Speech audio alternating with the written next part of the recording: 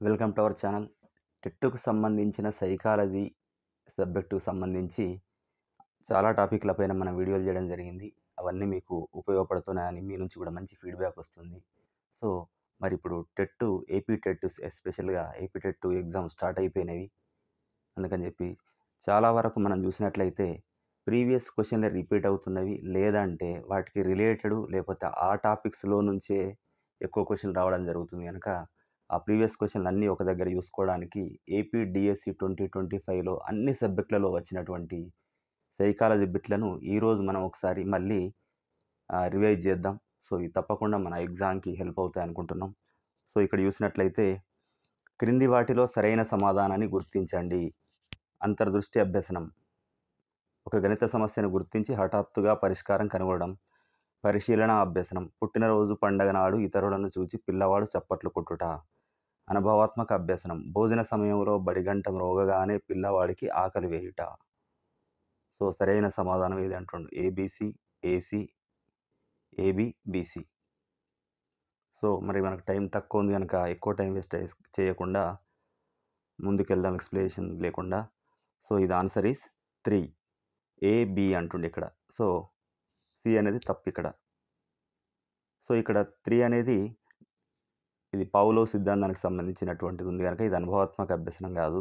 So, అంతర్దృష్టి అభ్యసనం మరియు పరిశీలన అభ్యసనం ఇవి 2 రైట్ ఆన్సర్. నెక్స్ట్ క్వెషన్ తీసుకుంటే,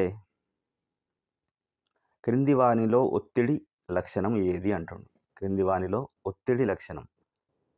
అధిక ఏకాగ్రత, అతిగా తినడం, ప్రశాంతమైన నిద్ర, ఇతరులను అంచనా వేయడం. ఒత్తిడి ఏమంటుండు ఇక్కడ? The symptoms of stress among the following. స్ట్రెస్‌కి సింప్టమ్స్ ఏమిటి అంటుండు ఇక్కడ. సో, ది ఆన్సర్ ఈస్ 2 అతిగా తినడం. సో, ఏకాగ్రత, ప్రశాంతమైన నిద్ర, ఇతరులను ఇవన్నీ చాలా వరకు ఇంత ఈజీగా వస్తాయని మనం అనుకుంటాం గానీ, తప్పకుండా ఈజీ, యావరేజు, టఫ్ ఈ మూడిటిని బ్యాలెన్స్ చేసుకుంటే పేపర్ తయారు చేయడం అనేది జరుగుతది గనక, సో, కొన్ని క్వెషన్‌లు స్పీడ్‌గా చేసినట్లయితే అన్ని క్వెషన్‌లు చూడడానికి అవకాశం ఉంటది. ఎలిమినేషన్ మెథడ్‌లో తీసేసుకుంటే ఎక్కువ మార్కులు వచ్చేటువంటి అవకాశం ఉంటుంది. సో, నెక్స్ట్ క్వెషన్‌కెళ్తే, ఉపాధ్యాయుడు పిల్లవాడు ఇచ్చే ప్రతి సరైన సమాధానానికి పునర్బలనం ఇవ్వడం అనేది. ఉపాధ్యాయుడు పిల్లవాడిచ్చేటువంటి ప్రతి సరైన సమాధానానికి పునర్బలనం ఇవ్వడం అనేది ఏమిటి? స్థిరకాల వ్యవధి పునర్బలన నియమం, నిరంతర పునర్బలన నియమం, స్థిర నిష్పత్తి పునర్బలన నియమం, చరశీల పునర్బలన నియమం. అంటే ఇక్కడ ఇంగ్లీష్‌లో చూసుకుంటే teacher gives reinforcement. Teacher for every correct answer. పిల్లవాడు చెప్పినటువంటి ప్రతి కరెక్ట్ ఆన్సర్‌కి టీచరు రీఇన్ఫోర్స్‌మెంట్ ఇవ్వడం జరుగుతుంది. పునర్బలనం ఇవ్వడం జరుగుతుంది. సో, ఇది ఏమంటారు అంటుండు. ది ఆన్సర్ ఈస్ 2 నిరంతర పునర్బలన నియమం అంటుండు. సెకండ్ ఇది అంటే నిరంతరంగా పిల్లవాడు చెప్తూనే ఉన్నాడు. ప్రతి సమాధానానికి నా పునర్బలనం ఇస్తూనే ఉన్నాడు. అంటే మెచ్చుకోవడమో, బహుమతి ఇవ్వడమో ఏదో ఒక పునర్బలనం. So, next question. స్మృతి ప్రక్రియలోని దశల వరుస క్రమం. స్మృతి ప్రక్రియలోని దశల వరుస క్రమం. అంటే ఇక్కడ sequential order of stages in the process of memory. Memory process లోపట దశల వరుస క్రమం అని చెప్తుండు. ఎన్కోడింగ్, ధారణ, జ్ఞప్తికి తెచ్చుకోవడం. ధారణ, ఎన్కోడింగ్, జ్ఞప్తికి తెచ్చుకోవడం. జ్ఞప్తికి తెచ్చుకోవడం, ధారణ, ఎన్కోడింగ్. ధారణ, జ్ఞప్తికి తెచ్చుకోవడం, encoding. So, answer is 1 encoding. మొదట ఎన్కోడింగ్ సంకేతీకరణ జరిగిన తర్వాత అది వాటిని నిలుపుదల చేసుకోవడం ధారణ. మళ్ళీ అవసరమైనప్పుడు జ్ఞప్తికి తెచ్చుకోవడం. సో, నెక్స్ట్ క్వెషన్ తీసుకుంటే, ఈతలో ప్రావీణ్యత కలిగిన వ్యక్తి కంప్యూటర్ విద్య నేర్చుకునేటప్పుడు జరిగే అభ్యసన బదలాయింపు. ఈతలో ప్రావీణ్యత కలిగినటువంటి వ్యక్తి కంప్యూటర్ విద్య నేర్చుకునేటప్పుడు జరిగే అభ్యసన బదలాయింపు. శూన్య బదలాయింపు, ప్రతికూల బదలాయింపు, అనుకూల బదలాయింపు, ద్విపార్ష బదలాయింపు. అంటే ఇక్కడ మరి ఈతకు ఈ కంప్యూటర్ విద్యకి సంబంధం లేదు గనక బదలాయింపు అనేది 1 శూన్య బదలాయింపు. Next question. పియాజే ప్రకారం శిశువుల ప్రతిక్రియ జీవి నుంచి పర్యాలోచక జీవిగా మారుదశ. పియాజే ప్రకారం శిశువుల ప్రతిక్రియ జీవి నుంచి పర్యాలోచక జీవిగా మారుదశని ఏమంటారు? పూర్వ ప్రచాలక దశ, ఇంద్రియ ప్రచాలక దశ, పూర్వ భావనాత్మక దశ, అమూర్త ప్రచాలక దశ. కొన్ని తెలుగులో కూడా ఈ గ్రాంథికమైనటువంటి వర్డ్స్ ఉన్నప్పుడు ఏం చేయాలంటే మనం ఇంగ్లీష్ వెర్షన్ చూసుకుంటే కొంచెం ఈజీగా అర్థమయ్యేటువంటి ఛాన్స్ ఉంటుంది. అకార్డింగ్ టు పియాజే, child converts as a reflective organism from reflexive organism in the stage. Reflexive organism నుంచి రిఫ్లెక్టివ్ ఆర్గానిజంగా కన్వర్ట్ అవుతాడు అని అంటుండు. అదే ఇక్కడ ప్రతిక్రియాజీవి, పర్యాలోచక జీవి అనేది. So the answer is 2. ఇంద్రియ చాలక దశ. ఇంద్రియ చాలక దశలో అప్పట ఏం జరుగుతుంది? ప్రతిక్రియాజీవి నుంచి పర్యాలోచక జీవిగా మారతాడు.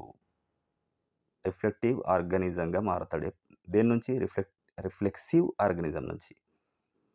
నెక్స్ట్ క్వశ్చన్ తీసుకుంటే, a boy goes to karate classes every day on his own without the encouragement of others. This shows his అంటుండ. అంటే ఓ పిల్లవాడు ఎవరి ప్రోద్బలం లేకుండా తనకు తానుగా ప్రతిరోజు కరాటే క్లాసులకు వెళ్తుండట. మరి ఇది సూచించేది అతని యొక్క సహజ సామర్థ్యమా, ఏకాగ్రత, అభిరుచి, సామర్థ్యం? So the answer is 3. అభిరుచి. ఆయనకు ఉన్నటువంటి అభిరుచి ప్రకారం ఎవరు చెప్పకపోయినా ఆయన కరాటే క్లాసులకు వెళ్ళడం జరుగుతుంది. నెక్స్ట్ క్వశ్చన్, గార్డెనర్ ప్రతిపాదించిన ప్రజ్ఞా రకాల సరైన సమూహం. గార్డెనర్ యొక్క ఆయన ప్రతిపాదించినటువంటి ప్రజ్ఞా రకాల సరైన సమూహం ఏది? సో దీనిలో ఇక్కడ చూస్తే మరి ఇవి ప్రాదేశిక, యాంత్రిక, భాషా సంబంధ, వ్యక్త్యంతర ప్రజ్ఞలు, వ్యక్త్యంతర్గత, సంగీత, లయ సంబంధిత, దృశ్య, శారీరక, కండర, స్పర్శాత్మక ప్రజ్ఞలు, ప్రాదేశిక, ప్రకృతి సంబంధిత, సాంఘిక, భాషా సంబంధిత ప్రజ్ఞలు, భాషా సంబంధిత, సంగీత, లయ సంబంధిత, ప్రాదేశిక, గణిత, తార్కిక ప్రజ్ఞలు. మరి గార్డెన్ ప్రతిపాదించిన ప్రజ్ఞా రకాలు ఏంది? ఆన్సర్ ఈజ్ 2 and 4 ఇస్తుంది ఇక్కడ. సో ఇక్కడ రెండింటికి ఆన్సర్ ఇవ్వడం జరుగుతుంది, 2 and 4. నెక్స్ట్ క్వశ్చన్ తీసుకుంటే, తరగతి అంతరం యొక్క సూత్రం అంటుండే ఇక్కడ. సో ఇది మనకు మరి టెట్లో ఉండకపోయినా ఓకే చూద్దాం. తరగతి అంతరం యొక్క సూత్రం ఆన్సర్ ఏముంది ఇక్కడ? 3. వ్యాప్తి బై తరగతుల సంఖ్య. సో నెక్స్ట్ క్వశ్చన్కి వెళ్ళిపోతే క్వశ్చన్ నెంబర్ సెక్షన్ 4 అవుతుంది. సో ఇంకొక క్వశ్చన్ పేపర్కి వెళ్ళిపోదాం. ఈ పద్ధతిని పొదుపు పద్ధతి అని కూడా అంటారు. ఈ పద్ధతిని this method is also called saving method అంటుంది. పునఃస్మరణ పద్ధతి, పునరభ్యసన పద్ధతి, ధారణ పద్ధతి, గుర్తింపు పద్ధతి. The answer is 2. పునరభ్యసన పద్ధతిని ఒకటి నేర్చుకొని మళ్ళీ అభ్యసించినట్లయితే తక్కువ టైంలోనే నేర్చుకోవడం జరుగుతుంది. దాన్ని పొదుపు పద్ధతి అంటారు. పొదుపు గణన అని లెక్కేస్తున్నాం. సో నెక్స్ట్ క్వశ్చన్, సంఘర్షణలకు సంబంధించి సరైన జతలను గుర్తించండి. సంఘర్షణలకు సంబంధించి సరైన జతలను గుర్తించండి. ఉపగమ పరిహార, 2 ప్రభుత్వ ఉద్యోగాలు ఒకేసారి రావడం. పరిహార, మంచి ఉద్యోగం. అంటే ఇక్కడ ఉపగమ పరిహార అంటే ఒకటి పాజిటివ్, ఒకటి నెగటివ్, ఒకటి నచ్చింది, ఒకటి నచ్చంది అన్నట్టు. పరిహారం అంటే నచ్చింది, ఉపగమ అంటే నచ్చింది. సో దాంతో ఇక్కడ కంపేర్ చేయండి ఇక్కడ ఆన్సర్ని. పరిహార 2 నచ్చలేవు అన్నట్టు. మంచి ఉద్యోగం కానీ ఎక్కువ పని, ఇంటికి దూరంగా కార్యాలయం కానీ ఎక్కువ జీతం. అది దీనికి మ్యాచ్ అవుతుందా? పరిహారకు. నెక్స్ట్ ది ఉపగమ పరిహార, దూర ప్రాంతానికి బదిలీ లేదా రాజీనామా. నెక్స్ట్ ఉపగమ స్నేహపూర్వక సహ ఉద్యోగులు, ఆధిపత్యం చూపే టీం లీడరు. మరి ఇక్కడ ఒకటి పాజిటివ్ ఉన్నది, ఒకటి నెగటివ్ ఉన్నది. సో ఇక్కడ ఆన్సర్ చూద్దాం. Option is 1. 1 డి. ఇక్కడ జతపరచు అంటుండే కనుక 1 డి ఉపగమ పరిహార. 1 డి అంటే ఒకటి స్నేహపూర్వక సహ ఉద్యోగులు అనేది ఉపగమ, ఆధిపత్యం చూపేటువంటి టీం లీడరు మరి అజమాయిషి చేస్తుండంటే అది పరిహార. నెక్స్ట్ 2 సి పరిహార అన్నాడు. సి ఇక్కడ ఏమున్నది? దూర ప్రాంతానికి బదిలీ లేదా రాజీనామా. మరి దూర ప్రాంతం అన్న కష్టమే, రాజీనామా చేయడం అన్న కష్టమే కనుక 2 మనకు నచ్చనివి కనుక పరిహార.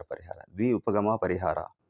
థర్డ్ బి తీసుకుంటే ద్వి ఉపగమ పరిహార. థర్డ్ ఈజ్ బి అంటే మంచి ఉద్యోగం కానీ ఎక్కువ పని.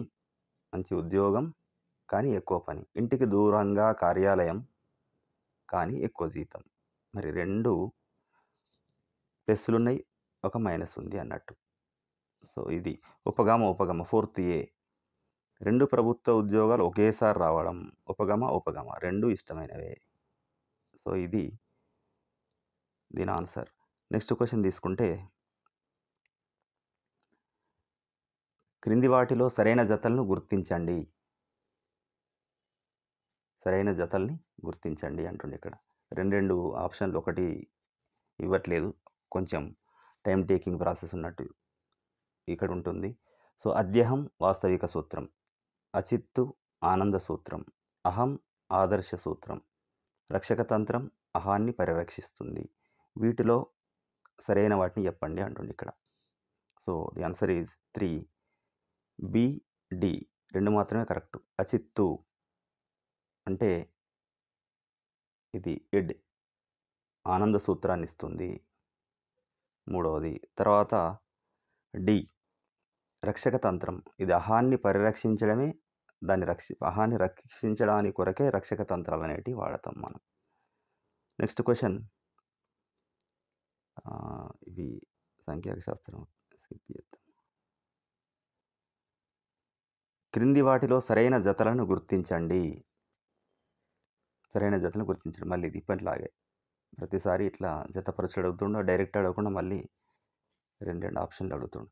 సో, ప్రజ్ఞ, the Pintner Cunningham primary test, అభిరుచి, మెట్రోపాలిటన్ రెడీనెస్ పరీక్ష, సహజ సామర్థ్యం, క్రాఫోర్డ్ స్మాల్ పోర్ట్స్ డెక్స్టెరిటీ పరీక్ష, సృజనాత్మకత, mare and foal form board. అంటే ప్రజ్ఞకు, అభిరుచి, సహజ సామర్థ్యం, సృజనాత్మకకు సంబంధించినటువంటి టెస్ట్లను ఇక్కడ ఇవ్వడం జరిగింది. మరి దేనికి సంబంధించింది కరెక్ట్ టెస్ట్ అనేది ఇక్కడ ఆన్సర్ ఇవ్వడం జరిగింది. సో, ఇక్కడ వీళ్ళు ఇచ్చిన ప్రకారం 4th one is the right answer. 4th one అంటే ఏసీ రైట్ అంటుండు. అంటే ప్రజ్ఞ అనేది the Pintner Cunningham primary test, మరియు సి కూడా కరెక్ట్. సహజ సామర్థ్యానికి సంబంధించినటువంటిది క్రాఫర్డ్ స్మాల్ పార్ట్స్ డెక్స్టెరిటీ పరీక్ష అనేది రైట్. సో, జాగ్రత్త చూడండి, ఏ విభాగాల నుంచి క్వశ్చన్లు ఎక్కువ వస్తున్నాయి. సో, ఇప్పుడు డైరెక్ట్ క్వశ్చన్ ఇదే రాకపోయినా చాలాసార్లు కొన్ని రిపీట్ అవుతుంటాయి. కొన్నిసార్లు దాని రిలేటెడ్, దాని చుట్టూనే మళ్ళీ కొత్తగా ప్రశ్న అడగడం జరుగుతుంది. సో, మెయిన్గా సైకాలజీ తీసుకున్నట్లయితే అభ్యసన సిద్ధాంతాలు కానీ, వికాస సూత్రాలు, ప్రజ్ఞ, వీటికి సంబంధించిన వాటి కొన్ని ముఖ్యమైన టాపిక్ల చుట్టే తిరుగుతాం. ఈ క్వశ్చన్ పేపర్లను మనం చూడడం వల్ల, స్టడీ చేయడం వల్ల ఏం జరుగుతుందంటే ఏ టాపిక్ నుంచి ఎక్కువ ఫోకస్ ఉంది, ఏది అనేది వస్తాయి. చాలాసార్లు మనం డిస్కషన్లో భాగంగా దాని మీద ఒక మర్చిపోకుండా ఉండేటువంటి అవకాశం ఉంటుంది. సో, ఈ మా ప్రయత్నం మీకు నచ్చినట్లయితే తప్పకుండా మీ మిత్రులందరికీ షేర్ చేయండి. సో, మన ఛానల్ని సబ్స్క్రైబ్ చేసి రాబోయేటువంటి మరిన్ని వీడియోలు మీకు తొందరగా రీచ్ కావాలంటే బెల్ బటన్ కూడా నొక్కండి. విషమ యోజనానికి కారణమయ్యేటువంటి వ్యక్తిగత కారకం. విషమ యోజనానికి కారణమయ్యే వ్యక్తిగత కారకం అంటే ఏంటిది? Individual factor that causes mall adjustment. అంటే అడ్జస్ట్మెంట్కి ఇది అపోజిట్, సర్దుబాటుకి అపోజిట్ అన్నట్టు విషమ యోజనం అనేది. సో, ఇక్కడ ఏంది క్వశ్చన్ నెంబర్ 1 ఆన్సర్ ఈజ్ 1. శరీర ఆకృతి అనేది విషమ యోజనానికి కారణమయ్యేటువంటి వ్యక్తిగత కారణం. పెంపక శైలి, సామాజిక విలువలు, సమవయస్కుల ప్రభావం ఇవన్నీ కాదు. ఇక్కడ వ్యక్తిగతం అంటుండే కనుక శారీరక ఆకృతి, మన శరీరం ఎలా ఉందనే దాని మీద కూడా విషమ యోజనకు కారణం అవుతుంది. సో, క్రింది వానిలో ఉద్వేగాలలోని సున్నితత్వాన్ని గ్రహించే సామర్థ్యం. క్రింది వానిలో ఉద్వేగాలలోని సున్నితత్వాన్ని గ్రహించే సామర్థ్యం అంటే ఇక్కడ చూడండి, one of the following is an ability to perceive sensitivity in emotions. ఉద్వేగాలను నిర్వహించడం, ఉద్వేగాలను ఉపయోగించడం, ఉద్వేగాలను అవగాహన చేసుకోవడం, ఉద్వేగాలను గ్రహించడం.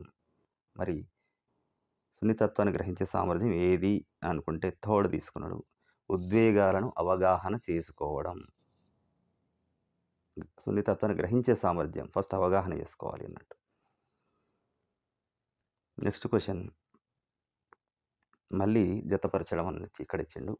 పూర్వ ప్రచాలక దశ, సంవేదనా చాలక దశ, మూర్త ప్రచాలక దశ, నియత ప్రచాలక దశ. ఒకసారి చూడండి. నెక్స్ట్ కన్జర్వేషన్ సూత్రం అవగాహన చేసుకోవడం అంటే ఏ దశలో ఏ లక్షణాలు ఉన్నాయన్నట్టు మ్యాచ్ చేయాలి. అహం కేంద్రీకృతం ఎక్కువ, విచక్షణ వివేచనతో ఆలోచనలు, స్వీయ కేంద్రీకృతం ఎక్కువ. కొంచెం టైం తక్కువ ఉంది కనుక స్పీడ్గా చెప్పడం జరుగుతుంది. So, the answer is 2. చూద్దాం ఒకసారి. ఆన్సర్ ఈజ్ 2 అంటే సో 1D పూర్వ ప్రచాలక దశ ఇక్కడ స్వీయ కేంద్రీకృతం ఎక్కువ. బాగా గుర్తుపెట్టుకోవడానికి ట్రై చేయండి. So second is the right. 2B సంవేదనా చాలక దశ.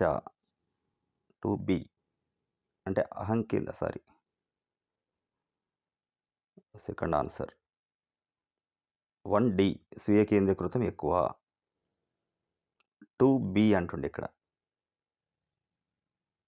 2B ఇక్కడ కేంద్రీకృతం ఎక్కువ. ఇంతకుముందు స్వీయ కేంద్రీకృతం ఇక్కడ 3A మూర్త ప్రచాలక దశ.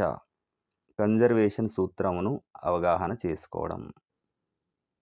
మరియు 4th C నియత ప్రచాలక దశ. విచక్షణ వివేచనతో ఆలోచనలు చేయడం. నెక్స్ట్ క్వశ్చన్కి వెళ్ళిపోతే, ప్రతిభావంతుల మానసిక అభ్యసన అవసరాలు తీర్చే విద్యా కార్యక్రమాలు. త్వరణము, సమృద్ధిమత్వము, పృథక్కరణము అంటే వేర్పాటు, మంత్రణము. ప్రతిభావంతుల యొక్క మానసిక మరియు అభ్యసనంకు సంబంధించినటువంటి అవసరాలను తీర్చేటువంటి విద్యా కార్యక్రమాలను ఏమంటారు? So the answer is 3ABC. ఒక మంత్రణం కాకుండా త్వరణము, సమృద్ధిమత్వము, పృథక్కరణము, వేర్పాటు, ఈ 3 కూడా ప్రతిభావంతుల యొక్క మానసిక అభ్యసన అవసరాలు తీర్చడానికి చేసేటువంటి విద్యా కార్యక్రమాలు. నెక్స్ట్ క్వశ్చన్కి వెళ్ళిపోతే, మళ్ళీ జతపరచడం అడిగిండు. సరిగా జతపరిచిన సమాధానాన్ని గుర్తించండి. ఓకే, ఆల్రెడీ జతపరిచిండు. సరిగా జతపరిచినటువంటి ఇక్కడ ఏమన్నాడు? Match the following, identify the correct answer. Okay, match the following. సామూహిక కారక సిద్ధాంతం, బహుకారక సిద్ధాంతం, ద్వికారక సిద్ధాంతం, బహుళ ప్రజ్ఞా సిద్ధాంతం అంటుంది ఇక్కడ. దీనికి సంబంధించి ఇక్కడ measurement of intelligence, frames of mind, primary mental abilities, the abilities of man. So the answer 3 అంటుండే ఇక్కడ. 3 తీసుకున్నట్టయితే మనకు 1C సామూహిక కారక సిద్ధాంతము అంటే ప్రైమరీ మెంటల్ ఎబిలిటీస్. 2A బహుకారక సిద్ధాంతము, మెజర్మెంట్ ఆఫ్ ఇంటెలిజెన్స్. 3D ద్వికారక సిద్ధాంతము, the abilities of man. 4B బహుళ ప్రజ్ఞ సిద్ధాంతము, ఫ్రేమ్స్ ఆఫ్ మైండ్. సో సరిగా జతపరిచిన సమాధానాన్ని గుర్తించండి అనుకుంటే ఇక్కడ 3rd one కరెక్ట్ ఇది. సో సెక్షన్ 4 కాకుండా మరి నెక్స్ట్ క్వశ్చన్ పేపర్లోకి వెళ్ళిపోదాం. నెక్స్ట్, పల్లాస్ ప్రకారం సరైన ప్రకటనను గుర్తించండి. పల్లాస్ ప్రకారం సరైన ప్రకటనను గుర్తించండి. హెచ్ అంతర్దృష్టి దశలో సృజనాత్మకత ఒక్కసారిగా స్ఫురిస్తుంది. ఎస్ నిరూపణ దశలో సృజనాత్మకత విషయాన్ని మూల్యాంకనం చేస్తారు. అంతర్దృష్టి దశలో సృజనాత్మకత అనేది ఒక్కసారి స్ఫురిస్తుంది. నిరూపణ దశ లోపల సృజనాత్మకత అనేది విషయాన్ని మూల్యాంకనం చేస్తారు అంటుంది. ఇక్కడ మరి హెచ్ మాత్రమే సత్యం, ఎస్ మాత్రమే సత్యం, హెచ్ ఎస్ రెండు సత్యం, రెండు అసత్యం అని చూద్దాం. ఇక్కడ తీసుకుంటే 3 is the right answer. 3 is the right answer. H S రెండు సత్యమే. అంటే అంతర్దృష్టి లోపల సృజనాత్మకత ఒక్కసారి స్ఫురించడం కరెక్టే.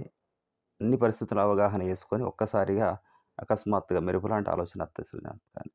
సో ఇవి 2 రైట్ అని చెప్తుండు. నెక్స్ట్ క్వశ్చన్కి వెళ్ళిపోతే, రావెన్స్ స్టాండర్డ్స్ ప్రోగ్రెసివ్ మ్యాట్రిసెస్ పరీక్ష అనేది మరి దాని యొక్క లక్షణాలు. రావెన్స్ స్టాండర్డ్స్ ప్రోగ్రెసివ్ మ్యాట్రిక్స్ పరీక్ష యొక్క లక్షణాలు అడుగుతుంది ఇక్కడ. సో ఇది కూడా 2 ఆన్సర్లు ఇవ్వడం జరిగింది ఇక్కడ. సో అశాబ్దిక, సామూహిక, పేపర్ పెన్సిల్ పరీక్ష 1వ రైట్ అంటుండు. 2 సామూహిక మరియు శక్తి పరీక్ష అంటే ఇవి అన్ని లక్షణాలు కలిగి ఉన్నది. సో 2 పెట్టినప్పటికి కూడా ఉంది. కొన్నిసార్లు ఓకే రెండిటికి ఆన్సర్ చేస్తుండు. తర్వాత క్రింది వానిలో సరైన ప్రకటన కానిది అంటుండే ఇక్కడ. సరైన ప్రకటన కానిది ఏది? 4th one అంటుండే ఇక్కడ. స్టాన్లీ హాల్ వైఖరి మాపని రూపొందించడం అనేది తప్పు అంటుండే ఇక్కడ. మరి రైట్ అయినవి కూడా గుర్తుపెట్టుకోవాలి. ఎందుకంటే దీని నుంచి మళ్ళీ కొత్తగా క్వెషన్‌లు వచ్చేటువంటి అవకాశం ఉంటది మనకు. ఒక వ్యక్తి ప్రస్తుత స్థితిని సూచించేది సామర్థ్యం. ఒక వ్యక్తి గతాన్ని సూచించేది సాధన. ఒక వ్యక్తి భవిష్యత్ స్థితిని సూచించేది సహజ సామర్థ్యం. సో, ఇక్కడ యాటిట్యూడ్‌కి సంబంధించి అంటుండు. వీటిని గుర్తుపెట్టుకోండి. Next question. క్రింది వానిలో సరికాని జత. క్రిస్మర్ జర్మనీ సరికానిది అంటే సెకండ్ చెప్తుండు. స్ప్రాంగర్ స్విట్జర్లాండ్ అనేది కాదు. Kretschmer Germany, Hippocrates Greek, Sheldon USA. Sheldon USA.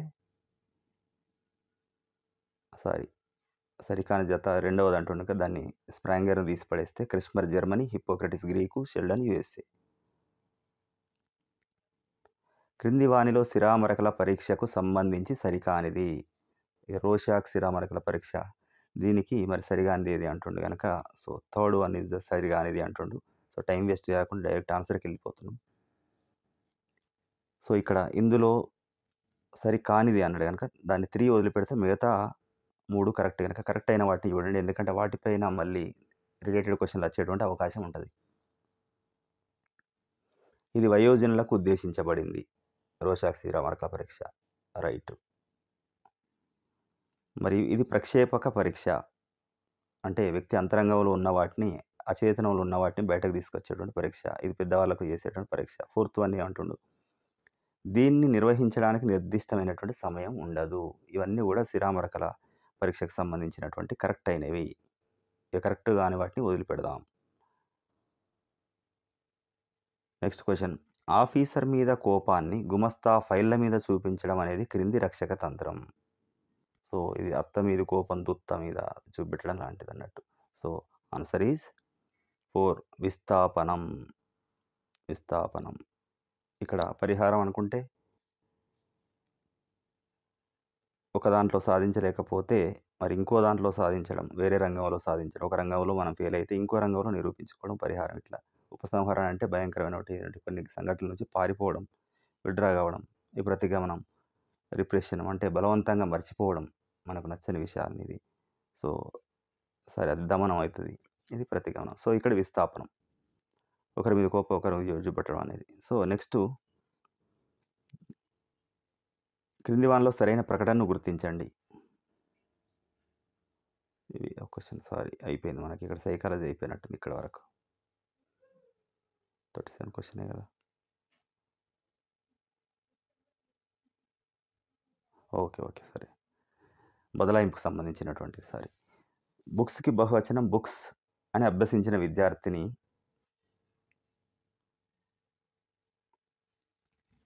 బుక్స్‌కి బహువచనం బుక్స్ అని అభ్యసించిన విద్యార్థిని పెన్‌కి బహువచనం పెన్స్ అని నేర్చుకోవడం అనుకూల బదలాయింపు అగును.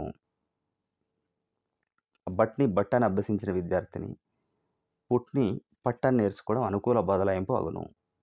మరి అనుకూల బదలాయింపు అంటే మొదట నేర్చుకున్నది రెండో దానికి సాయం చేయాలి. ఇక్కడ ఏది జరుగుతుంది చూడండి. So, the answer is 3.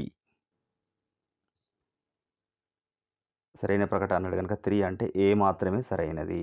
అంటే అక్కడ బుక్స్‌కి ఎస్ చేర్చున్నాక బుక్సు, పెన్‌కి ఎస్ చేర్చి పెన్స్ అంటుండు. అప్పుడు నేర్చుకున్నది ఇక్కడ యూజ్ అయింది. ఎస్ మారిస్తే బహువచనం వస్తుందనేది గతంలో నేర్చుకున్నది ఇప్పుడు నేర్చుకునే దానికి హెల్ప్ అవుతుంది. కానీ ఇక్కడ మాత్రం ఇక్కడ బట్ అంటే ఈడ పట్టు అంటాండు గనక దీనికి అనుకూలంగా లేదు గనక ఆటంకంగా నిలుస్తుంది గనక ఇది ఏమవుతది? ప్రతికూల బదలాయింపు అయితది బి. నెక్స్ట్ క్వెషన్ తీసుకుంటే బ్రూనర్ బోధనా సిద్ధాంతంకు సంబంధించి సరికానిది అంటుండు ఇగ. సరికాని దాన్ని పక్కన పెడదాం. మనకు తొందరగా నేర్చుకునే అవకాశం ఉంటది గనక. రెండవది సరికానిది. సరే బ్రూనర్ బోధనా సిద్ధాంతానికి సంబంధించి సరికానిది ఏది? ఇలా ఏ, బి అన్నాడు. సో, ఇక్కడ రైట్ ఆన్సర్ సరికానిది 2 అంటుండు. 2 అంటే బి మాత్రమే సరికానిది అంటుండు. సో, విద్యార్థి స్వీయ అభ్యసనానికి ఎక్కువ ప్రాధాన్యత ఇవ్వాలి. బోధనా పద్ధతి కంటే బోధనా సామాగ్రికి ఎక్కువ ప్రాధాన్యత ఇయ్యాలంటుండు.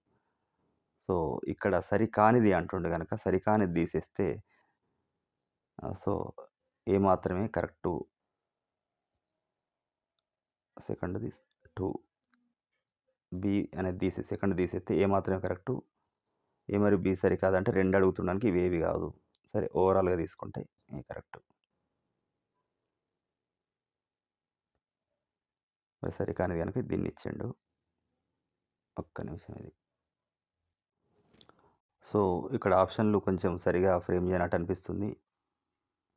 మీరు కొంచెం టైం తీసుకొని దీని మీద కామెంట్ చేయండి. నెక్స్ట్ క్వెషన్‌కెళ్ళిపోతే సరికాని ప్రకటనను గుర్తించండి. మళ్ళీ ఇక్కడేమంటుండు? ప్రయోగాత్మకంగా నిబంధనాన్ని విరమణ చేసినప్పటికీ కూడా ఒక్కోసారి నిబంధన చర్య బయటపడుతుంది. నిబంధిత ప్రతిస్పందనను నిబంధిత ఉద్దీపనగా ఉపయోగించడాన్ని ఉన్నత క్రమం నిబంధన అంటారు. పునర్బలనం ఎంత ఎక్కువ ఉంటే నిబంధిత ప్రతిస్పందన అంత బలంగా ఉంటుంది. నిబంధిత ఉద్దీపన ఇచ్చిన తర్వాత నిర్నిబంధిత ఉద్దీపన ఇవ్వడం కొనసాగిస్తే క్రమేణా నిబంధనం బలపడుతుంది. సో, దీనిలో సరికానిది అంటుండు. సరికానిది రెండవది. సో, సరైనవి గనక ఇది పావ్లో సిద్ధాంతానికి సంబంధించినటువంటిది గనక ఈ సరైన వాటిని మళ్ళొకసారి చూద్దాం. ఎందుకంటే వాటి మీద మన పూర్తి సిద్ధాంతం మీద అవగాహన ఏర్పడడానికి అవకాశం ఉంటుంది. సో, సెకండ్ తీసేసుకొని ప్రయోగాత్మకంగా నిబంధనాన్ని విరమణ చేసినప్పటికీ ఒక్కోసారి నిబంధన చర్య బయటపడుతుంది. ఒకటి. తర్వాత పునర్బలనం ఎంత ఎక్కువ ఉంటే నిబంధిత ప్రతిస్పందన అంత బలంగా ఉంటుంది. మనం ఎన్నిసార్లు పునర్బలం ఇస్తే అంత ఎక్కువ ఉంటుంది. నిబంధిత ఉద్దీపన ఇచ్చిన తర్వాత నిర్నిబంధిత ఉద్దీపన అట్లే ఇవ్వడం కొనసాగిస్తే అట్లా ఇంకా కంటిన్యూ చేస్తే బంధం అనేది ఎట్లా బలపడుతుంది. So, next question. కిర్క్ ప్రకారం అభ్యసన వైకల్యాన్ని గుర్తించేటువంటి పద్ధతులు. కిర్క్ ప్రకారం అభ్యసన వైకల్యాన్ని గుర్తించే పద్ధతులు.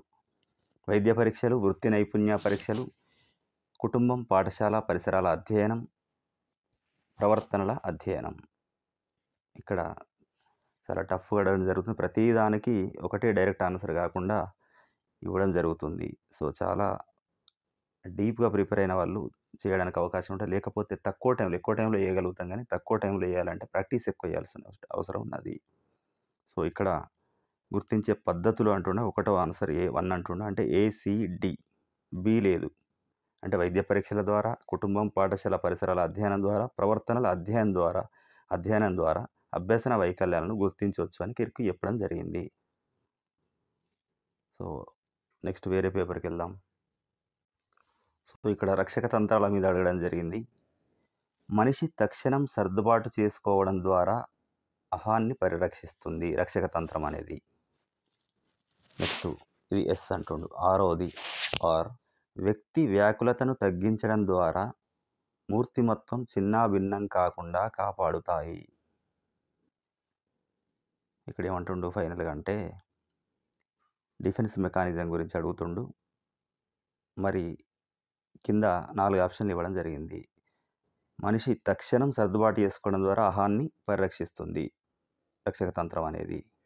వ్యక్తి వ్యాకులతను తగ్గించడం ద్వారా మూర్తిమత్వం చిన్నాభిన్నం కాకుండా కాపాడుతాయి ఈ రక్షణ తంత్రాలు. సో, ఇక్కడ ఎస్ మాత్రం నిజం, ఆర్ నిజం కాదు. ఎస్ఆర్ రెండు నిజమే కానీ ఒకదానికొకటి సంబంధం లేదు. ఎస్ నిజం కాదు, ఆర్ మాత్రమే నిజం. ఎస్ఆర్లు రెండూ నిజమే. ఒకసారి చూద్దాం answer. So, fourth one is the answer. ఎస్ఆర్లు రెండూ నిజమే. దీన్ని ఒక్కొక్కదానికి మనం ఇప్పుడు లాస్ట్ ప్రిపరేషన్లో ఉన్నాం కనుక ప్రతి దాన్ని క్షుణ్ణంగా టైం తీసుకొని చేస్తే ఎక్కువ టైం మనకు టైం సరిపోదు, చాలా టైం వేస్ట్ అవుతుంది కనుక డైరెక్ట్ వెళ్ళిపోతున్నాం ఆన్సర్లకు. ఎక్స్ప్లెనేషన్ కూడా తక్కువ ఇవ్వడం జరుగుతుంది, అర్థం చేసుకోవాలి. So, answer is 4. ఎస్ఆర్లు రెండూ నిజమే, మరి ఒకదానికొకటి సంబంధం ఉంది. సో, తక్షణం సర్దుబాటు చేసుకోవడం ద్వారా అహం కూడా పరిరక్షించబడుతుంది. మరియు వ్యాకులతను తొందరగా తగ్గిస్తే మూర్తి మొత్తం కూడా చిన్నాభిన్నం కాకుండా ఉంటుంది. సో, తర్వాత క్వశ్చన్. వ్యక్తిలోని అంతర్గత సామర్థ్యాలు వయసుతో పాటు వికసించడాన్ని ఇలా అంటారు. వ్యక్తిలోని అంతర్గత సామర్థ్యాలు వయస్సుతో పాటు వికసించడాన్ని ఇలా అంటారు. వికాసం, పరిపక్వత, పెరుగుదల, సహజ సామర్థ్యం. మరి సెకండ్ వన్ ఈజ్ ద పరిపక్వత అంటుండు. వ్యక్తి లోపల అంతర్గత సామర్థ్యాలు మన వయసుతో పాటు పెరుగుతున్నాయి కనుక దాన్ని అంతర్గత సామర్థ్యాలు అంటే బయట శారీరక పెరుగుదల అని కాదు. సో, అందుకే దాన్ని పరిపక్వత అంటుండు. తర్వాత క్వశ్చన్ తీసుకుంటే ఒక అమ్మాయికి తన అభిరుచులు మరియు సామర్థ్యాల గురించిన అవగాహన ఉంది. దాన్ని దృష్టిలో ఉంచుకొని ఆమె ఫ్యాషన్ డిజైనింగ్ ఉద్యోగాన్ని ఎంచుకుంది. ఇది ఆమెకు గల ఈ ప్రజ్ఞను సూచిస్తుంది అంటుండు. తన అభిరుచులు ఏంటిది? తన సామర్థ్యాలేంటిది? ఆమెకు మంచి అవగాహన ఉంది. అందుకే ఆమె ఫ్యాషన్ డిజైనర్ ఉద్యోగాన్ని ఎంచుకోవడం జరిగింది. మరి ఆమెకున్నటువంటి ప్రజ్ఞ. వ్యక్తి అంతర్గత ప్రజ్ఞ అంటారు దీన్ని. ఎందుకంటే తార్కిక గణిత ప్రజ్ఞ గాదు. పరస్పర ప్రాదేశిక ప్రజ్ఞ గాదు. తన లోపల ఉన్నటువంటి ప్రజ్ఞ. వ్యక్తి అంతర్గత ప్రజ్ఞ. వ్యక్తి అంతర్గత ప్రజ్ఞ. నెక్స్ట్ క్వెషన్ తీసుకుంటే, అభ్యసనా ప్రక్రియలో పిల్లవాడు తన అభ్యసనములో అభివృద్ధి చూపించని తాత్కాలిక దశ. చాలా వరకు గూడా మనం చేస్తున్నటువంటి బిట్లు ఏవైతే మనకు సైకాలజీలో ప్రధానమైనటువంటి టాపిక్‌లున్నాయో వాటి మీదనే ముందుగా మనం వీడియోలు జేయడం జరిగింది. సో, దానికి అనుగుణంగానే ఎక్కువ పర్సెంట్ అంటే ఎక్కువ శాతం వరకు మనం జేసిన టాపిక్‌లపైనే క్వెషన్‌లు రావడం జరుగుతుంది. ఎందుకంటే మనకు ఎక్కువ స్కోర్ ఇయ్యాలంటే మొదట ఎక్కువ మార్కులు వచ్చేటువంటి ఏరియాస్ ఏవున్నాయో వాటిని కవర్ జేసుకోవాలి. ఆ తర్వాత టైంని బట్టి మిగతా వాటికి ప్రిపరేషన్ ఎక్స్‌టెండ్ చేసుకుంటూ పోతే బావుంటదన్నట్టు. సో, ఇక్కడ చూడండి అభ్యసన ప్రక్రియలో పిల్లవాడు తన అభ్యసన అభివృద్ధి చూపించిన తాత్కాలిక దశ అంటుండు. ఇది తాత్కాలిక దశనే. పీఠభూమి దశ అంటారు. సో, మొదట స్పీడ్‌గుంటుంది. తర్వాత కొద్ది రోజులకు స్లో అయిపోతుంది. కొన్నిసార్లు ఆగినట్టే అనిపిస్తుంది.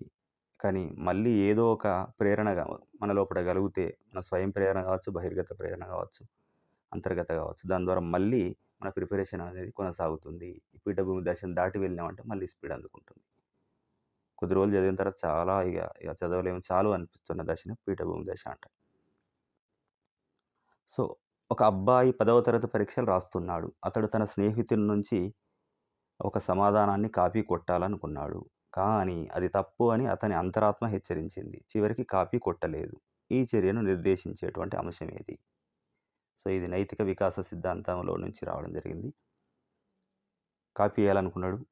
కానీ ఇది తప్పు అని తన అంతరాత్మ హెచ్చరించింది. మరి ఈ చర్య నిర్దేశించింది. అది ఏది చెప్తుంది? అచిత్తు, అద్యహం, అహం, ఆలోచన.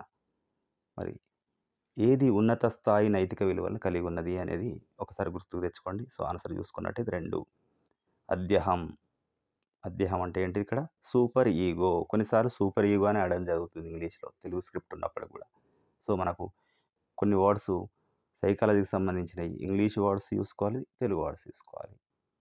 కొన్నిసార్లు తెలుగు ట్రాన్స్‌లేషన్‌లో కూడా ప్యూర్ తెలుగు వల్ల మనకు చాలా సార్లు అర్థం కాకుండా పోతుంది గనక ఇంగ్లీష్ వెర్షన్‌లో కొన్ని వర్డ్స్ ముఖ్యమైన వాటిని మనం కంపల్సరీ గుర్తుపెట్టుకోవాలి. Super ego. నెక్స్టు కుక్కను చూసిన అనుభవం ఉన్న పిల్లవాడు పిల్లిని చూసి దాన్ని కూడా కుక్క అని పిలిచాడు. ఇక్కడ పిల్లవాడు ఉపయోగించినటువంటి సంజ్ఞానాత్మక ప్రక్రియ ఏది? కుక్కను చూసినటువంటి అనుభవం ఉన్న పిల్లిని చూసి కూడా దానికి 4 కాళ్ళు, దీనికి 4 కాళ్ళు ఉన్నాయి గనక దాన్ని కూడా కుక్క అని పిలవడం జరిగింది. అంటే గతంలో ఉన్న నాలెడ్జ్‌ని ఇక్కడ వాడడం జరిగింది అంటున్నాడు. దీన్ని సాంశీకరణం అంటారు. ఏమంటారు దీన్ని? సాంశీకరణం. అస్సిమిలేషన్. అసిమిలేషన్ సాంశీకరణం అంటారు. గుర్తుపెట్టుకోండి ఇది. సో, ఇది మనం ఇంతకుముందు తయారు చేసిన బిట్‌లలో కూడా ఇంపార్టెంట్ బిట్‌లో రావడం జరిగింది గత ప్రశ్నల్లో. Next question. ఒక వ్యక్తి ఆమోదయోగ్యం కాని ప్రేరణలు లేదా భావోద్వేగాలను సామాజికంగా ఆమోదయోగ్యమైన క్రియల వైపు కేంద్రీకరించడం. మరి దాన్ని ఏమంటారు? విస్థాపనం, ఉదాత్తీకరణం, ప్రక్షేపణం, తాదాత్మ్యీకరణం అంటుండే ఇక్కడ. So, answer is 2. ఉదాత్తీకరణం. మామూలుగా ఆమోదయోగ్యం కాని వాటిని సామాజిక ఆమోదయోగ్యమైనటువంటి క్రియల వైపు మళ్లించుకుంటడం జరుగుతది. నెక్స్ట్. టీచర్ దగ్గర మెప్పు పొందాలనేటువంటి ఉద్దేశంతోటి ఒక అమ్మాయి ఇంటి పని చేస్తోంది. టీచర్ దగ్గర మెప్పు పొందాలనే ఉద్దేశంతోటి ఒక అమ్మాయి ఇంటి పని చేస్తోంది. కోల్బర్గ్ నైతిక వికాసం ప్రకారం ఈమె దశ. అంటే ఇక్కడ మెప్పు పొందడం అనే దానికి ప్రకారం చెప్తుంది గానీ, ఆమె మోరల్‌గా ఇది నా బాధ్యత అనుకోనో, లేపోతే ఇది మోరల్‌గా కరెక్ట్ అని మాత్రం చెయ్యట్లేదు. సో, ఇది దేని కిందొస్తుంది అని అంటుండు గనక ఇక్కడ మంచి బాలుడు, మంచి బాలిక నేపథ్య నీతి. మంచి బాలుడు అనిపించుకోవడం, మంచి బాలిక అనిపించుకోవడానికే చేస్తుంది ఇక్కడ. నెక్స్టు. ఈ మూర్తిమత్వ పరీక్షలో మూర్తిమత్వాన్ని అంచనా వేయడానికి స్థానం, విషయం, నిర్ణాయకాలను పరిగణనలోనికి తీసుకుంటారు? Answer is second. రోషాక్ సిరామరకల పరీక్ష లోపట ఒక వ్యక్తి యొక్క మూర్తిమత్వాన్ని అంచనా వేయడానికి కొరకు ఇవి అవసరము. విషయం అవసరం, నిర్ణాయకం అవసరం, స్థానం అవసరం. సో లాస్ట్ క్వశ్చన్ ఈ క్వశ్చన్లో ఉద్వేగ కెతార్సిన్ ఈ దశలోని ఉద్వేగ వికాసంలో కనిపించేటువంటి ప్రత్యేక అంశం. కౌమార దశ, శైశవ దశ, పూర్వ బాల్య దశ, ఉత్తర బాల్య దశ. ఉద్వేగము. సో ఫోర్త్ వన్ ఇస్ ఉత్తర బాల్య దశలో కనబడుతుంది. ఉద్వేగ కెతార్సిన్ అంటే ఎమోషనల్ కెతార్సిస్. సో ఇప్పుడు ఈ క్వశ్చన్ పేపర్ కూడా అయిపోయింది. నెక్స్ట్ క్వశ్చన్ పేపర్కి తర్వాత వీడియోలో వెళ్దాం. సో మీకు మా ప్రయత్నం నచ్చినట్టయితే తప్పకుండా లైక్ చేసి షేర్ చేయండి. మరిన్ని ఇలాంటి వీడియోల కోసం సబ్స్క్రైబ్ చేయండి. Thank you.